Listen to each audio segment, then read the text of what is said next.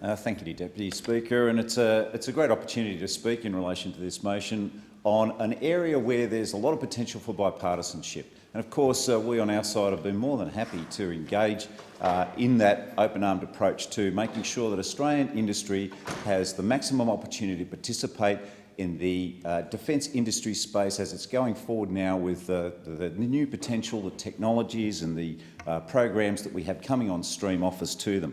But unfortunately, the current Minister for Defence, the former Minister for Defence Industry, tends to play shameless politics in this space. Now, he's claimed that they're the ones that have done everything in relation to promoting small and medium enterprises' participation, and it simply isn't the case. In effect, what we have seen during these 5 years of the the Abbott, Turnbull, Morrison government has been firstly a period when a lot of stuff was derailed through the captain's picks of the Abbott era, but also just rebadging of what was Labor programs. So I remember very vividly, as part of the defence portfolio, the programs that we put in place to assist small and medium enterprises, which included the Defence Export Unit.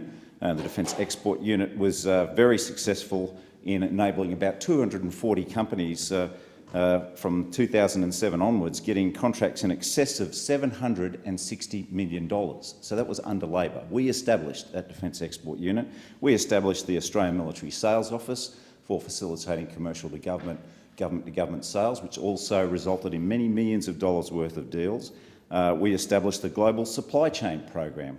That was in a program that enabled 90% of the value of our activities in that space to fall to SMEs, 262 contracts for 59 companies, with over $550 million worth of opportunities achieved.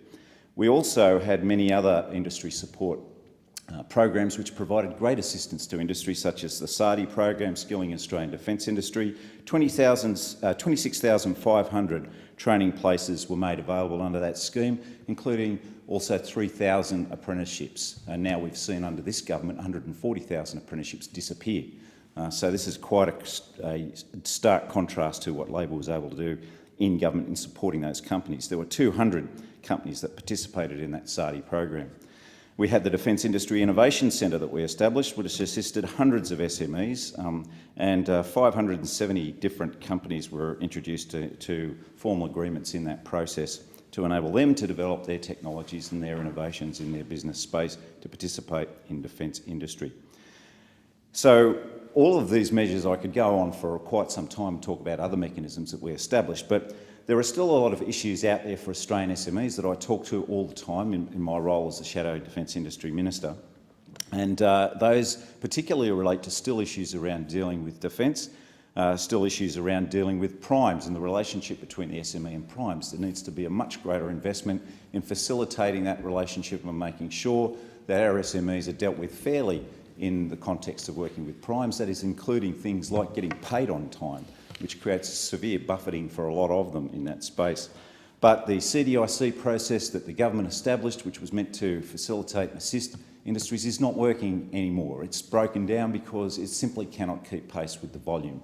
Effectively, we need something much more wide-scoping and capable of dealing with the issues of facilitating the participation of SMEs in these processes and their development. The SARDI program was axed by this government. It was replaced by some sort of really ad hoc private operation which has not met needs. And I talk to companies all the time that would really like to see the SARDI program brought back because they got great value out of that, as I mentioned. Also, what we've seen is with this massive shipbuilding effort that we're going to be seeing arrive over these next couple of decades, and projects like Land 400, the skilling plan is just not there. We have seen a glossy pamphlet produced by the government, but no substance behind it. And all the industry participants out there say this to me all the time. They just can't see how they're going to deliver the skilled workforce of the future. So it would be Labor's intention in government to really seriously address the issue of defence industry support, providing that greater facilitation, identification of capacity and what we can do to facilitate the further development of that capacity. And in addition to that, making sure there was a national coordinative effort to build the skills workforce that we will need to deliver these projects into the future. It's a great opportunity, but it needs a government that's not divided, not inward-looking, not looking at its own issues, but looking at the future for Australia.